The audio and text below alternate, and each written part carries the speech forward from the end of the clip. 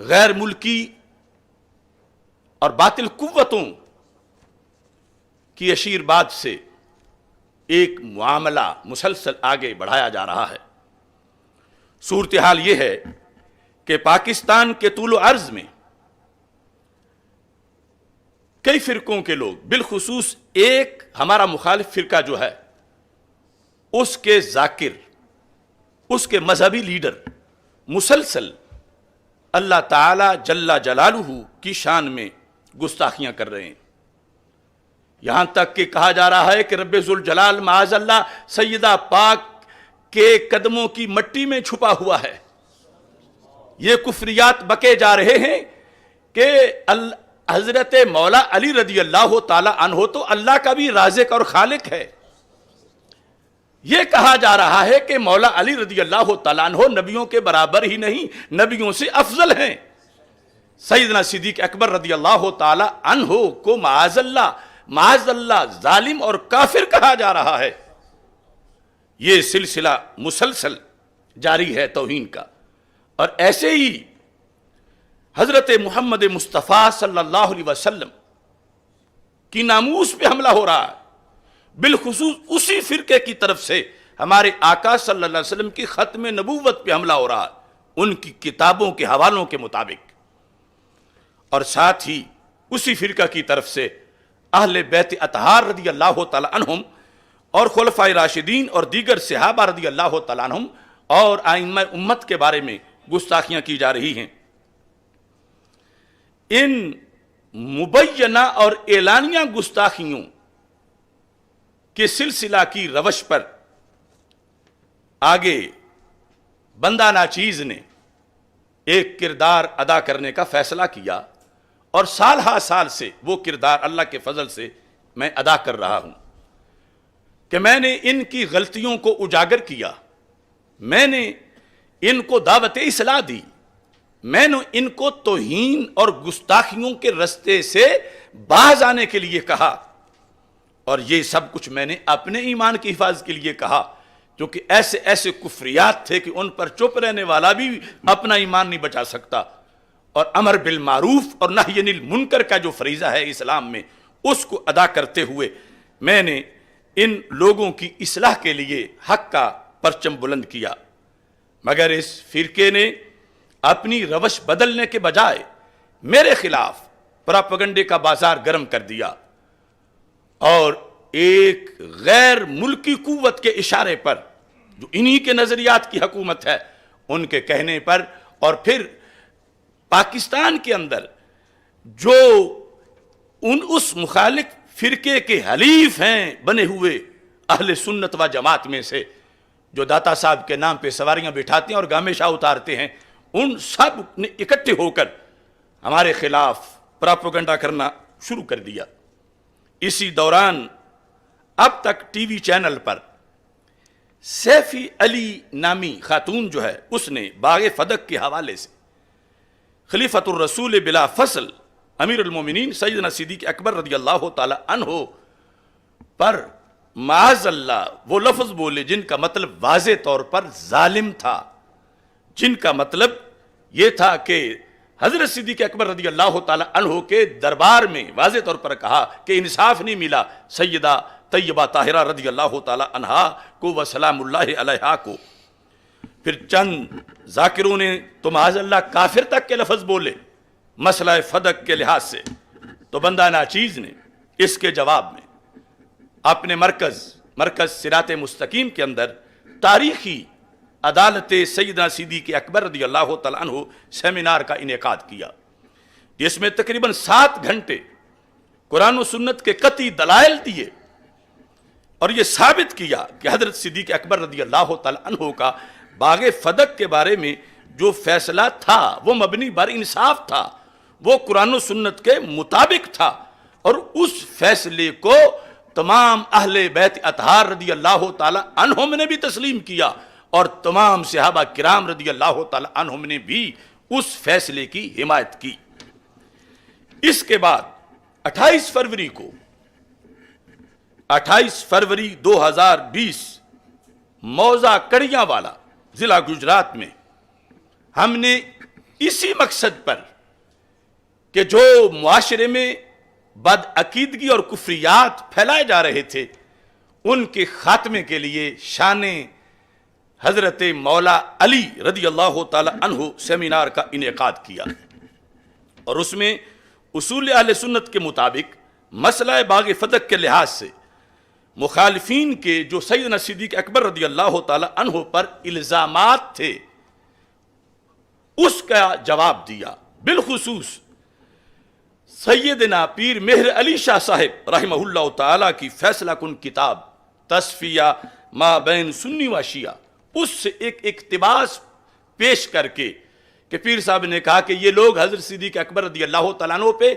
آیت تطہیر کی وجہ سے یہ اعتراض کرتے ہیں، اور اس کا یہ جواب ہے۔ میں نے وہ اقتباس بھی اپنی اس گفتگو کے اندر پیش کیا۔ یہ سب کچھ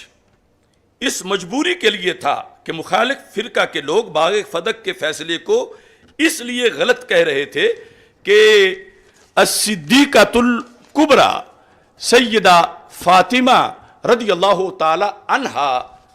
کے لحاظ سے وہ یہ کہہ کر کہ وہ تو معصومہ تھیں، چنانچہ آپ کا دعوی فدق تو مبنی بر خطا نہیں ہو سکتا تھا، جبکہ حضرت صدیق اکبر رضی اللہ تعالی عنہ معصوم نہیں تھے، تو اس لیے سیدہ پاک رضی اللہ تعالی عنہا و سلام اللہ علیہا کا دعویٰ فرما دینا، مطالبہ فرما دینا، اس کے مطابق حضرت صدیق اکبر رضی اللہ تعالیٰ عنہ پر لازم تھا، کیونکہ قول فاطمہ قول نبی علیہ السلام کی طرح ان کے نزدیک، تو لازم تھا کہ یہ فدق سیدہ طیبہ طاہرہ رضی اللہ تعالی عنہا کے تملیکن ملک کے لحاظ سے سپرد فرما دیتے، لیکن انہوں نے کہا معاذ اللہ معصومہ کے ماننے پر، یعنی معصومہ کے مانگنے پر غیر معصوم کا نہ دینا، انہوں نے کہا یہ ظلم ہے، اور جو ظلم کرے وہ ظالم ہوتا ہے، اور لا ینال عہد الظالمین آیت ہے کہ جو ظالم ہو اللہ تعالیٰ فرماتا ہے میرا عہد، یعنی نبوت اور نبوت کے بعد کی خلافت ان لوگوں کو نہیں ملتی۔ اس بنیاد پر یہ تھا کہ ہم جب وہ کہہ رہے تھے چونکہ خطا کر ہی نہیں سکتی، چونکہ معصومہ ہیں، چونکہ خطا کر ہی نہیں سکتی، لہذا ان کا مانگنا ہی اس بات کی دلیل ہے کہ صدیق اکبر رضی اللہ تعالیٰ عنہ نے ظلم کیا ہے معاذ اللہ۔ تو یہ ہم نے کہا کہ ہم مطلقاً شان سیدہ فاطمہ رضی اللہ تعالی عنہا بیان کرتے ہوئے کسی لحاظ سے آپ کی طرف خطا کی نسبت کرنے کو جائز نہیں سمجھتے۔ باغ فدق بھی بیان کرتے ہوئے مسئلہ ہم صرف یوں ہی بیان کرتے آئے ہیں اور کرتے رہے ہیں کہ سیدہ طیبہ طاہرہ رضی اللہ تعالی عنہا نے مطالبہ فرمایا، حضرت صدیق اکبر رضی اللہ تعالی عنہ نے حدیث مصطفیٰ صلی اللہ علیہ وسلم پیش کی، تو حضرت سیدہ طیبہ طاہرہ رضی اللہ تعالی عنہا خاموش ہو گئی اور انہوں نے اپنے ابا جان صلی اللہ علیہ وسلم کا فرمان قبول فرما لیا۔ یہ تیسرا مرحلہ تھا کہ جہاں جواب میں ہم نے سوال کو پیش نظر رکھنا تھا، تو اس بنیاد پر وہ جس اینگل پر اعتراض کر رہے تھے اسی پر حضرت سیدنا پیر مہر علی شاہ صاحب رحمۃ اللہ علیہ نے جواب دیا، اور تاریخ میں جب بھی اس الزام کا جواب دیا جائے گا تو میں سمجھتا ہوں کہ حضرت سیدنا پیر مہر علی شاہ صاحب رحمۃ اللہ علیہ سے بہتر نہیں دیا جا سکتا۔ یعنی اور یہ سوچنے کی بات ہے آج جتنے لوگوں کو اس سلسلہ میں غلط فہمی ہوئی اور مغالطہ ہوا، اگر انہوں نے کاش کبھی ان ظالموں کے مقابلے میں خود جواب دیا ہوتا اس دلیل کا، تو ان کو پتا ہوتا کہ محاذ جنگ پہ کھڑے فوجی کی کیا کیا مجبوریاں ہوتی ہیں اور کیا کیا حالات ہوتے ہیں، عمومی حالات میں اور حالات جنگ میں فرق ہوتا ہے۔ ان کو کبھی میسر ہی نہیں آیا تھا، لیکن سلام ہو گولڑے کے تاجدار کو کہ جنہوں نے اور دیگر اکابر نے، صرف وہ نہیں، انہوں نے اس مقام پر کہ جب وہ وہ لوگ رسول پاک صلی اللہ علیہ وسلم کے خلیفہ اول کو ظالم اور کافر قرار دے رہے ہیں، اور یہ کہہ کے کہتے ہیں تو وہ تو خلافت کے ہی اہل نہیں، اور وہ تو معاذ اللہ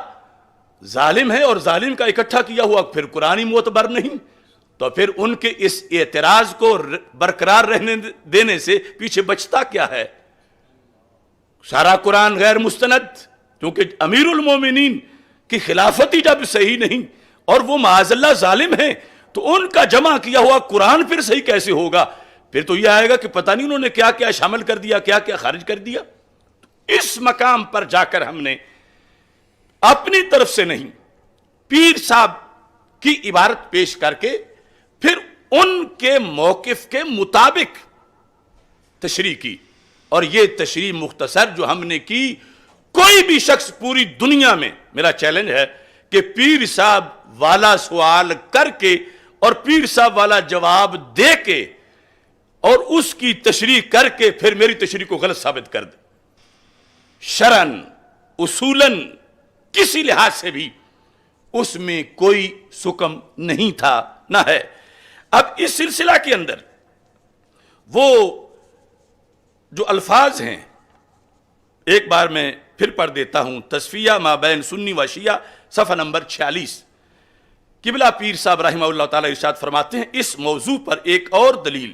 جو فریق مخالف کی طرف سے دی جاتی ہے، یہ خط میں نے اقتباس شامل کیا ہے، وہ یہ ہے کہ اللہ تعالیٰ نے بموجب آیت تطہیر اہل بیت اطہار علیہم رضوان کو پاک گردانا ہے۔ یہ مخالفین کا سوال سید صاحب دہرا رہے ہیں، لہذا سیدۃ النساء رضی اللہ تعالی عنہا فدق کا دعویٰ کرتے ہوئے، یہ خاص وقت کی بات ہو رہی ہے اور یہ ماضی میں ہو چکا ہے دعویٰ، یہ اس لیے میں کہہ رہا ہوں کہ اس کیٹاگری کے لحاظ سے جب آگے لفظ امکان بولا جائے گا تو اس امکان کا مطلب کیا ہوگا؟ تھوڑی سی تشریح میں کر دوں۔ آج اگر دو بندے آپس میں جھگڑ رہے ہوں کس مسئلہ میں کہ سیدنا آدم علی نبینا و علیہم الصلاۃ والسلام کا دانا کھانا، اس بارے میں ایک کہتا ہے کہ امکان خطا نہیں، دوسرا کہتا ہے امکان خطا ہے، اور دانا تو کھایا گیا ہے ماضی میں، تو اب جو کہتا ہے کہ امکان خطا ہے تو کیا یہ سمجھا جائے گا کہ صرف امکان ہی ہے، وقوع کوئی نہیں ہوا؟ جب اس چیز کا وقوع ماضی میں ہو چکا ہے اور پھر گفتگو کرتے ہوئے اس کو امکان خطا کے تعبیر کیا جا رہا ہے، اللہ کے عظیم پیغمبر صلی اللہ علیہ وسلم کے اس فعل سے جو واقع میں پایا گیا ہے، تو اصول کے مطابق یہاں محض امکان وہ امکان ہی نہیں ہوگا، بلکہ جب ماضی کے خاص معین قضیے میں بات ہو رہی ہے تو پھر وہ وقوع میں ہوگا، کیونکہ وہ تو دانا کھایا گیا ہے جس کے لحاظ سے۔ ایسے ہی یہاں بھی وہ مطالبہ ماضی میں کیا گیا تھا اور اس کے لحاظ سے روافض کہہ رہے تھے کہ امکان خطا نہیں ہے، اور پیر صاحب نے کہا نہیں امکان خطا ہے۔ تو اب اس کے لحاظ سے جس طرح وہاں سیدنا آدم علیہ الصلوۃ والسلام کے لحاظ سے گفتگو ہوئی، تو اس کو سمجھنے کے لیے اس پر قیاس کرنا پڑے گا اور دوسرا کوئی معنی بن ہی نہیں سکتا۔ بہرحال ہم نے اقتباس پیش کیا اور اس کی پیر صاحب کے موقف کے مطابق ہم نے مختصر تشریح کی۔ اب اس پر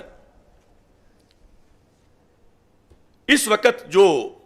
میں اس بات کی مزید تشریح اپنے تیسرے مطالبہ میں کروں گا، ہمارا ان مقتدر اداروں سے صدر پاکستان، وزیر اعظم Pakistan, chief of army staff اور چیف جسٹس آف پاکستان، ان سے ہمارا پہلا مطالبہ یہ ہے،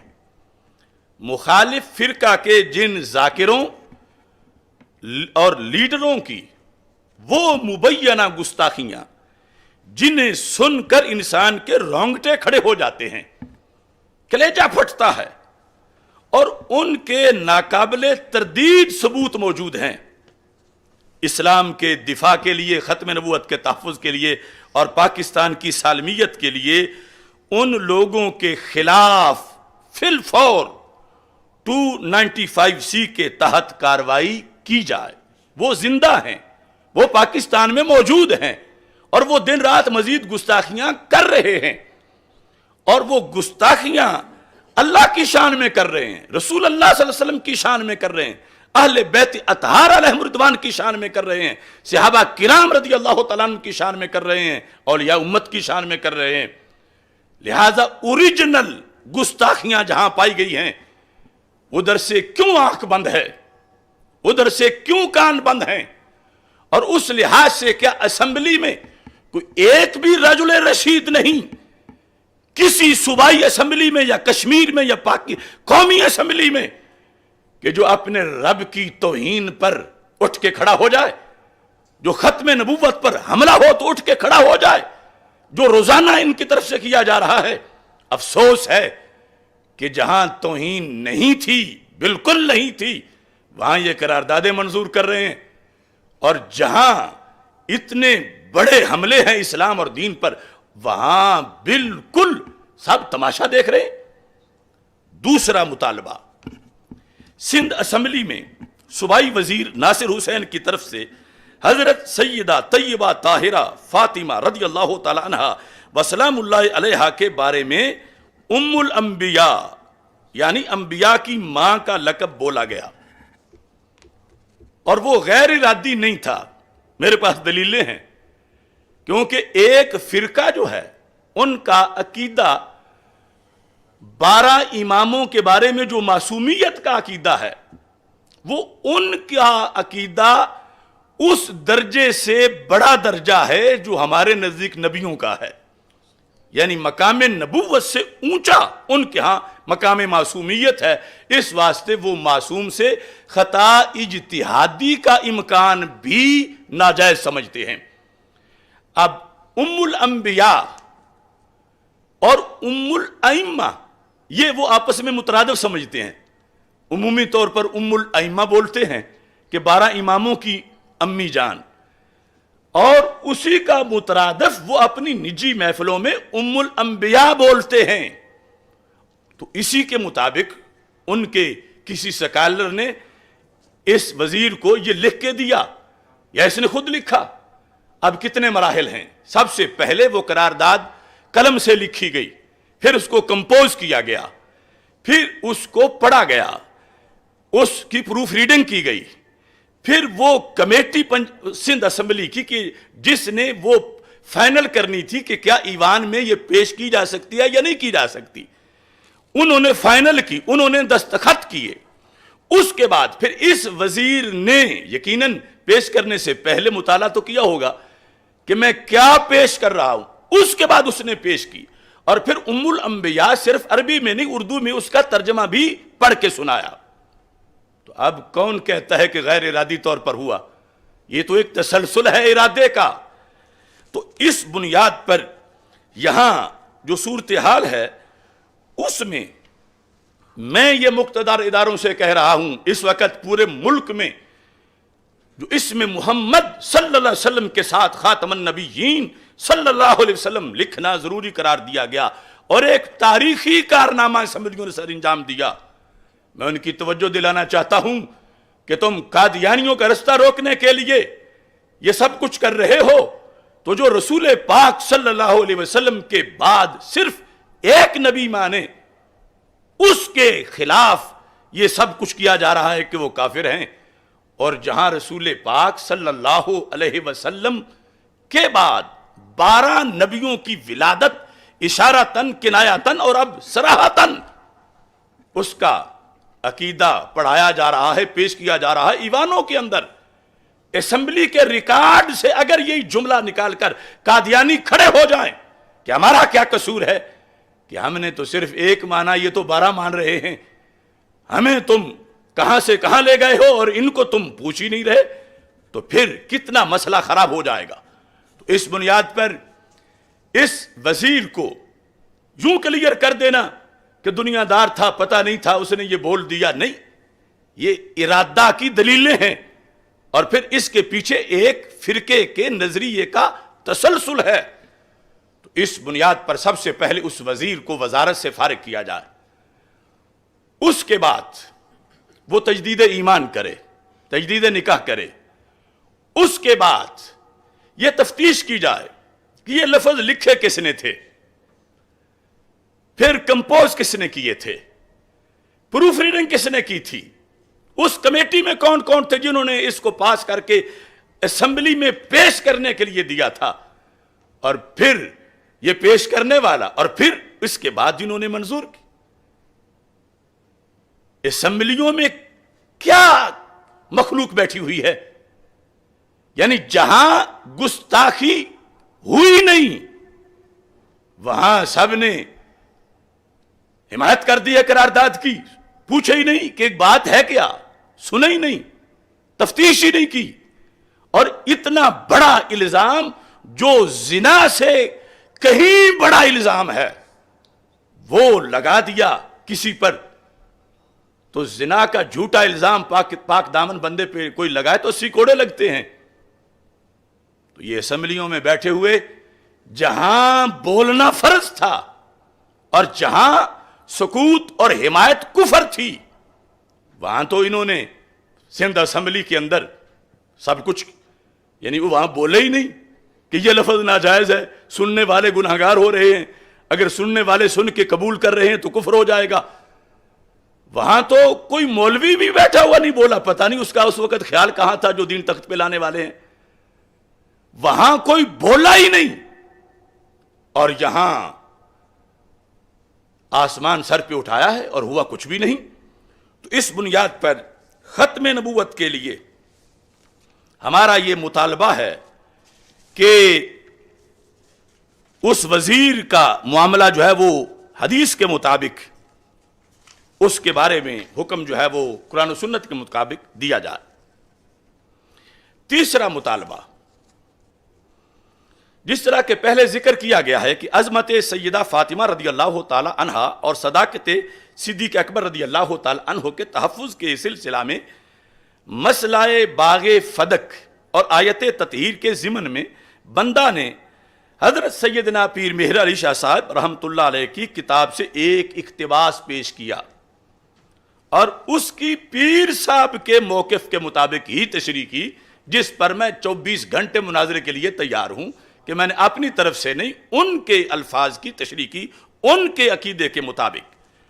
کچھ شر پسند عناصر نے میری گفتگو کے 2 جملے لیے، ما قبل بھی کاٹ دیا، ما بعد بھی کاٹ دیا، اور صرف کاٹ کے ہی نہیں، اسے خود توہین کہہ کر کہ یہ توہین سیدہ فاطمہ رضی اللہ تعالی عنہا ہے، پھر پورے ملک میں نہیں پوری دنیا میں آگ لگا دی کہ دیکھو یہ تو سیدہ کو کی طرف خطا کی نسبت کر رہے ہیں، کوئی کہہ رہا ہے یہ تو سیدہ کو معذلہ خطا کار کہہ رہے ہیں، کوئی کہتا ہے خطاوار کہہ رہے ہیں، کوئی کہتا ہے غیر صدیقہ کہہ رہے ہیں۔ تو یہ جن لوگوں نے دھندا کیا خیانت کا، یہ چھوٹے مجرم نہیں ہیں، حکومت ہم نام دیں گے کہ وہ لوگ کون ہیں، ثبوت موجود ہیں، ان کی ویڈیوز موجود ہیں کہ جنہوں نے اول آخر کاٹ کے صحیح بات کو غلط رنگ دیا، اور پھر کچھ لفظ وہ گڑے کہ جو اس گفتگو میں بھی نہیں تھے۔ مثلا لاہور میں جو FIR کٹوائی گئی، اس میں میرا جرم یہ بتایا گیا کہ میں سیدہ فاطمہ رضی اللہ تعالی عنہا کو معاذ اللہ صدیقہ نہیں مانتا۔ تو ہم نے تو آج تک، آج کی سانس تک یہ تصور بھی کبھی نہیں کیا کہ حضرت فاطمہ رضی اللہ تعالی عنہا سے صدیقہ ہونے کی نفی کی جائے، یہ سوچا بھی نہیں۔ ہم تو ان کو معصومہ نہیں مانتے کہ معصوم صرف نبی ہیں، تو انہوں نے ساتھ صدیقہ بھی اٹیچ کر دیا۔ ہم نے کہا کہ پہلے درجے میں بھی خطا کا لفظ نہ بولا جائے، دوسرے میں بھی نہ بولا جائے، تیسرے میں بھی مطلقاً نہ بولا جائے۔ ہر مرحلے میں ہمارا یہ عقیدہ ہے، ہوش سنبھالنے سے لے کر آج کی گھڑی تک بے خطا بے گناہ سیدہ زہرا رضی اللہ تعالی عنہا ہی بولنا مناسب ہو جاتا ہے۔ جس طرح کہ رب ذوالجلال کے لحاظ سے میں نے بخاری شریف سے رسول پاک صلی اللہ علیہ وسلم کی یہ حدیث پیش کی کہ ویسے تو یہ کوئی تک نہیں بنتا کہ کوئی رب ذوالجلال کی صفتیں بیان کرتے ہوئے یہ کہے کہ اللہ رحیم ہے، کریم ہے، ستار ہے، غفار ہے، یہ تو سب ٹھیک ہے، اور ساتھ یہ بھی کہہ دے اللہ کا آور نہیں یعنی کانا نہیں، حالانکہ نہیں کہہ کے سلب کیا ہے، نفی کی ہے عیب کی، مگر پھر بھی مناسب معلوم نہیں ہوتا جب رب کی اتنی ثبوتی شانیں ہیں، رحیم کریم ستار غفار حلیم علیم قدیر، تو پھر کیا مجبوری ہے یہ بولنے کی کہ وہ آور نہیں، وہ کانا نہیں؟ مگر یہ لفظ سب سے بڑے توحید پرست حضرت محمد مصطفیٰ صلی اللہ علیہ وسلم نے بولے ہوئے ہیں، اور صحیح بخاری میں حدیث ہے، ہم نے اس کا حوالہ دیا ہوا ہے، اور اب بولنا اس کا کوئی نامناسب نہیں ہے۔ کیوں بولے؟ دجال کا رد کرتے ہوئے، اور رد میں جو مقابل کے لفظ ہیں اسی سے ہی رد کیا جاتا ہے، اسی سے جو ہم نے پیر مہر علی شاہ صاحب نے جب وہ کہہ رہے تھے کہ وہ تو معصومہ تھیں، غلطی نہیں کر سکتی تھیں، خطا نہیں کر سکتی تھیں، وہ تو ناجائز کام مطالبہ نہیں کر سکتی تھیں، انہیں بولنا پڑا جواب میں، تو وہاں سرکار دجال کا رد کر رہے ہیں کہ دجال جو ہے وہ دعویٰ کرے گا کہ میں اللہ ہوں، تو سرکار فرماتے ہیں انہو آور وان اللہ لیس بیاور، کہ دجال تو کانا ہے اور اللہ آور یعنی کانا نہیں ہے۔ اب وہی لفظ جو ویسے نامناسب تھا اب بولنا ضروری ہوا، کیونکہ مقابل کے لحاظ سے یہ اب بولنے بغیر مکمل رد نہیں ہوتا۔ تو اس بنیاد پر نبی اکرم نور مجسم شفیع معظم صلی اللہ علیہ وسلم کے پورے دین پر پہرا دینے کے لیے ہم نے سیدنا پیر مہر علی شاہ صاحب کا وہ جو دلیل دے کر جواب دینے والا اقتباس تھا اس کا ذکر کیا۔ جب یہ ذکر کیا تو صحرا میں نہیں، حجرے میں اکیلے بیٹھ کے نہیں، یہ مجمع عام میں مولا علی رضی اللہ تعالیٰ عنہ سیمینار میں، جبکہ سٹیج پر 40 سے زیادہ علماء و مشائخ تھے، جن میں سادات بھی تھے، پیران طریقت بھی تھے، جن میں شیوخ الحدیث بھی تھے، جن میں مفتیان کرام بھی تھے، اور سینکڑوں لوگ مجمع میں بھی تھے، اور مجمع میں مخالف فرقے کے لوگ بھی بیٹھے تھے۔ تو اگر اس جملے میں تھوڑی سی بھی کوئی بوئے توہین ہوتی تو کوئی ایک بندہ تو محسوس کر لیتا، کوئی مدرس، کوئی مفتی، کوئی سید، کوئی پیر طریقت، مجمع کا کوئی بندہ، کسی نے محسوس نہیں کیا۔ کیوں؟ کہ ما قبل اور ما بعد ساتھ تھا اور پتہ چل رہا تھا کہ بات کیا ہو رہی ہے، ورنہ کو وہاں بدو تو نہیں بیٹھے ہوئے تھے، بڑے بڑے پڑھے لوگ بیٹھے تھے، پھر مجمع میں عوام بیٹھے تھے اور سارے سن رہے تھے۔ یہ انہیں خیال نہیں آیا دوران اجتماع بھی، ایک گھنٹہ بعد بھی، ایک رات بعد بھی، ایک ہفتہ بعد بھی، ایک مہینہ بعد بھی، آج تک جنہوں نے ما قبل ما بعد سنا ہوا تھا ان کو تو ان لفظوں سے کوئی توہین معمولی سی بھی نظر نہیں آئی۔ تو پھر سارا جرم تو ان کمینوں کا ہے کہ جنہوں نے ما قبل اور ما بعد کو کاٹ کے اور پھر خود اس کی تشریح غلط کر کے اور پھر خود اپنی طرف سے لفظ گڑھ کے یہ بات چلائی اور پوری دنیا میں آگ لگا دی۔ اب اس میں ہمارا تو کوئی قصور نہیں، اگر قرآن کی آیت کا کوئی پہلا حصہ بھی کاٹ دے، لا تقربوا الصلاۃ صرف اتنا رکھے اور بعد والا حصہ کاٹ دے وانتم سکارا، تو اب قرآن میں تو کوئی کمی نہیں، قرآن تو قرآن ہے، جرم اس کا ہے جو سیاق و سباق سے آیت کو ہٹا رہا ہے۔ تو اس بنیاد پر ہمارا صرف یہ جرم ہے، ہمارا صرف یہ جرم ہے۔ کون سا خاصاں دی گل آما آگے نہیں مناسب کرنا، مٹھی کھیر پکا محمد کتیاں آگے دھرنا۔ لیکن میں جو کہہ رہا ہوں میرا صرف یہ جرم تھا، میرا یہ بھی نہیں تھا۔ کیوں؟ کہ ہم نے جن کے سامنے کھیر پکا کے رکھی تھی وہ سید تھے، وہ عالم تھے، وہ مدرس تھے، وہ اس حق لائق تھے کہ ان کے سامنے یہ رکھی جائے۔ مگر اگلا جملہ جو ہے مٹھی کھیر پکا محمد کتیاں کے دھرنی، یہ رافضی لونڈے یاسین کا کام ہے۔ اس نے ما قبل ما بعد کو کاٹ کے، سرور چشتی نے ما قبل ما بعد کو کاٹ کے، اور پھر یہ ایف آئی آروں والے جو ہیں اور یہ اسمبلیوں میں قراردادیں پیش کرنے والے، انہوں نے اپنی طرف سے گھڑ کے خطا کار اور اس طرح کے لفظ لگا کر یہ ساری آگ لگائی ہے. پھر ہم نے تو جن کے سامنے کھیر رکھی تھی وہ پاک تھے، وہ طیب تھے، لہذا ہماری کوئی غلطی نہیں ہے. وہ سارے کے سارے. اب لفظ خطا جو ہے حضرت آدم علیہ السلام کے بارے میں قرآن کے ترجمے میں بولا جا رہا ہے، تو کیا ترجمہ صرف علماء نے پڑھنا ہوتا یا عوام پر بھی ضروری ہے؟ تفسیر کیا صرف علماء کا درس نظامی ہے کہ ہر مومن کے لیے ضروری ہے کہ کوئی کہے یہ مجمع میں بات نہیں کرنی چاہیے تھی؟ یعنی مجمع میں حضرت صدیق اکبر رضی اللہ تعالیٰ عنہ کو کافر کہا جا رہا ہے چینلوں پر، اور ہم جواب دے کر علماء کو کونے میں بٹھا کے اجرے میں دیں؟ نہیں، جس معاشرے میں زہر گھولا گیا ہے اسی ماحول میں ہم نے خوشبو پھیلانی ہے اور شربت دینا ہے. جہاں بیماری ہے وہیں علاج کرنا ہے. تو اس کی بنیاد پر ہم نے وہ علاج کیا. اور یہ وہ بندہ جھوٹا ہے جو ہماری طرف خطا کی نسبت کرتا ہے کہ یعنی انہوں نے سیدہ کی طرف خطا کی نسبت کر دی. ہم نے کہا پہلا دوسرا مرحلہ یہاں تک کہ تیسرے میں بھی جواب کی مجبوری میں بھی مطلقاً نسبت کرنا جائز ہی نہیں. اور یہ ہمارا ایمان ہے. سیدہ زہرا طیبہ طاہرہ، طیبہ طاہرہ بے گناہ بے خطا سیدہ زہرا رضی اللہ تعالی عنہا. اب کتنے لوگ ہیں جن کو مطلقاً کبھی نہیں پتا چلے گا؟ تو مطلقاً مخصوص وقت میں، مشروط معنی میں، مشروط طریقے سے، محمود افضل معنی میں، جو لغزش بھی نہیں، جو لغزش بھی نہیں، جو لغزش بھی نہیں، نہ سیئہ، نہ کبیرہ، نہ صغیرہ، نہ قصور، نہ معاذ اللہ جرم، نہ گناہ، بلکہ جو ہمارے آقا علیہ السلام نے حدیث میں فرمایا من اجتہد فاخطأ فلہ اجر، کہ وہ خطا جس سے نہ فضیلت گھٹتی ہے، نہ منقبت گھٹتی ہے، نہ مناقب میں فرق آتا ہے، بلکہ اس سے ایک اجر و ثواب ملتا ہے. وہ لفظ جواب دینے کے لیے، اور وہ بھی فوراً آگے کہا کہ زائل ہو گئی وہ کیفیت. کچھ لوگ آج پوچھتے ہیں کہ آپ نے تو مطلقاً خطا کہا تھا،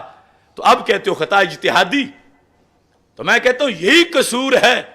کہ بعد والا جملہ سن لیتے تو پتہ چلتا کہ خطا اجتہادی کی بات ہو رہی ہے.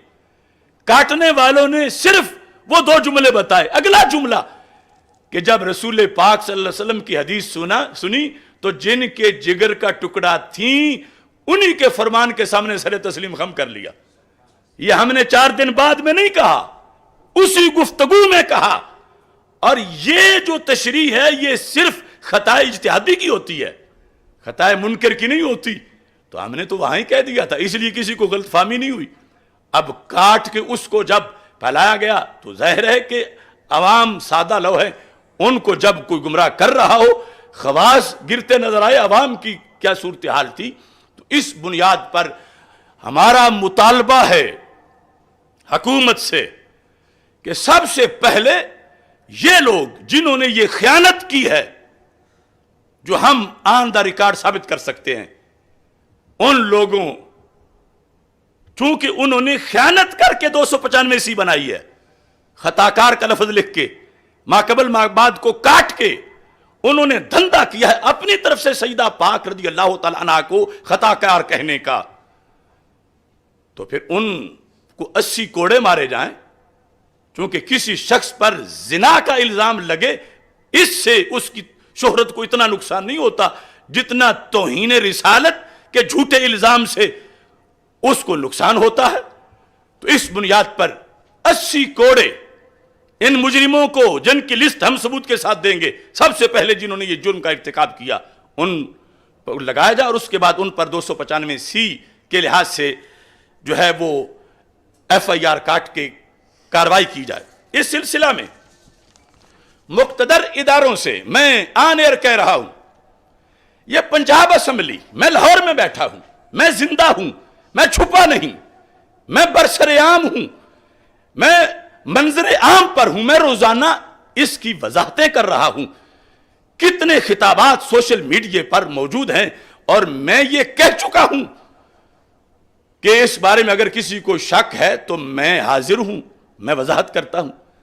لیکن پنجاب اسمبلی میں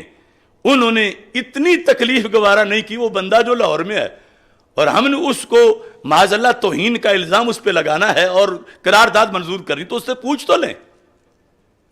یہ کیا ذمہ دار طبقہ ہے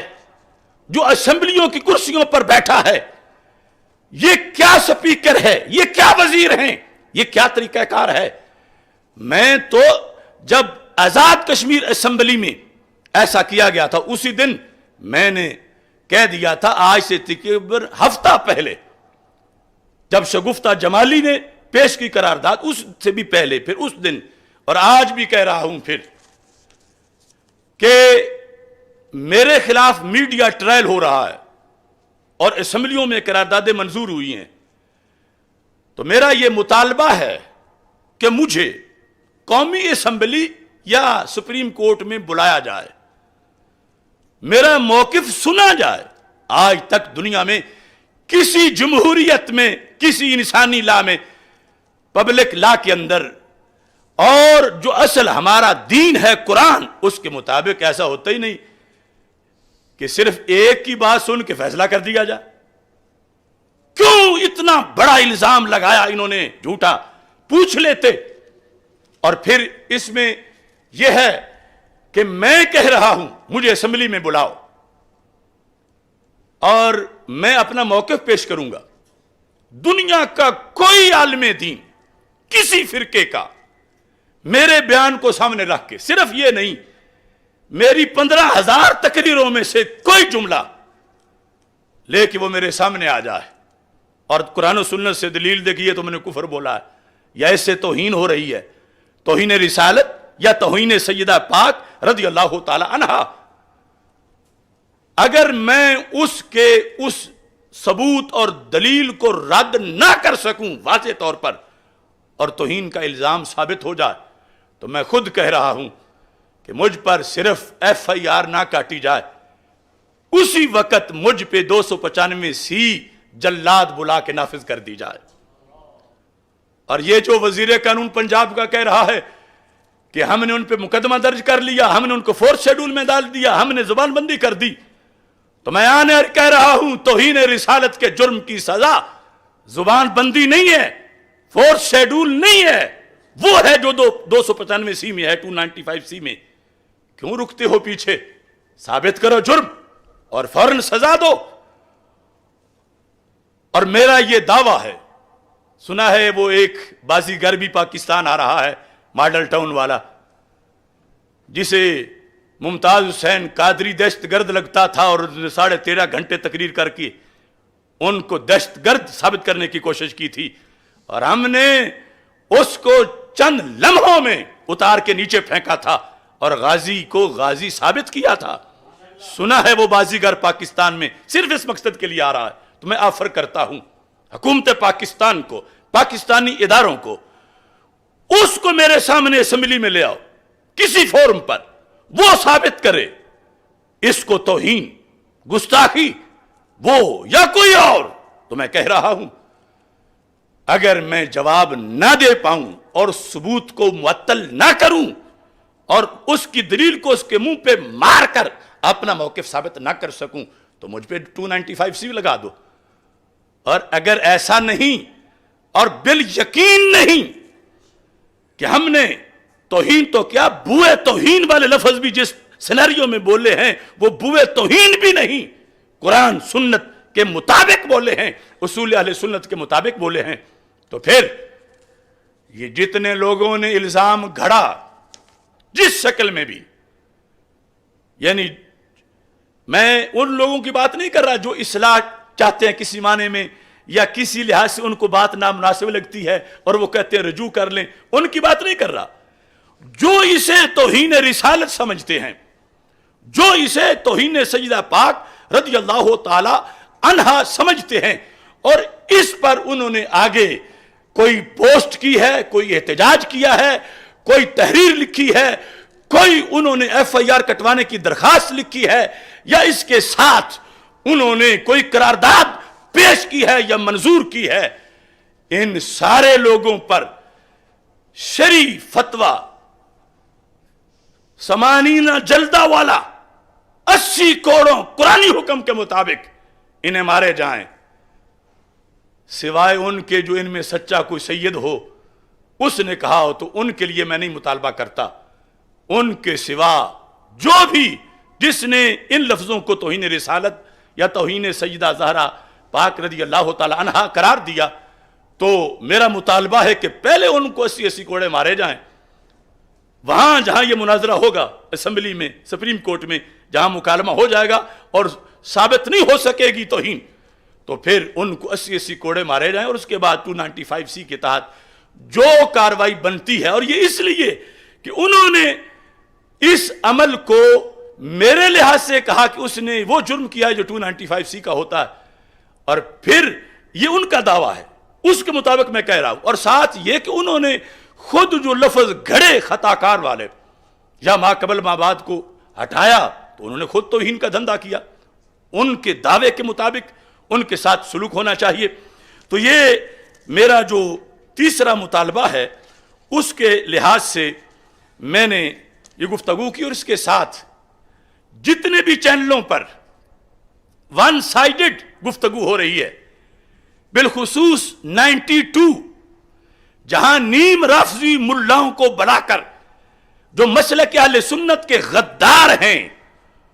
जो दाता साहब के नाम पर सवारियां बिठा के गामेशा उतारते हैं, खा वो कोई ऐसा शख्स मेजबान की शक्ल में हो या मेहमान की शक्ल में, हमारा मुतालबा है कि वो चैनल हमें बुलाए, हमारा मौकिफ सुने और जिसको चाहता है वहां हमारे सामने बिठाकर बात करवाए, तो पता चल जाएगा दूध का दूध और पानी का पानी। तो वरना ये उसूल नहीं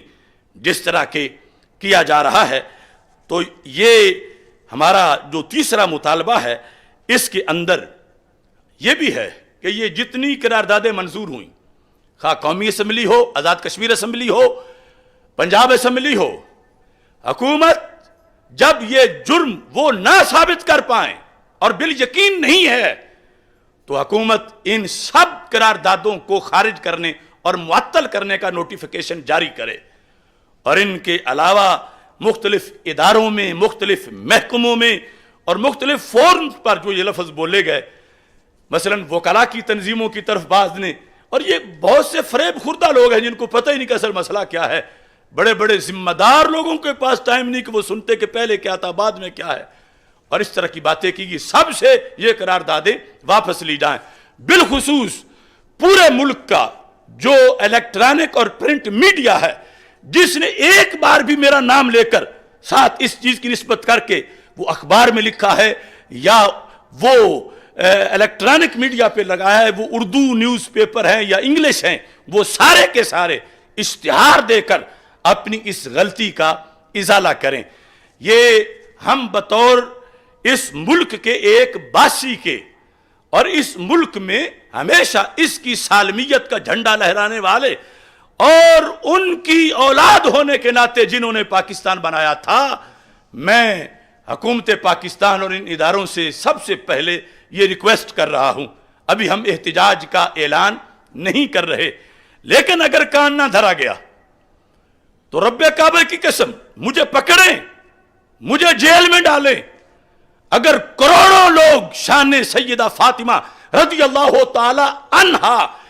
के मुहाफिज की हैसियत से और सदाकत सिद्दीक़ अकबर रज़ी अल्लाह ताला अन्हो के मुहाफिज की हैसियत से जो मेरा किरदार है,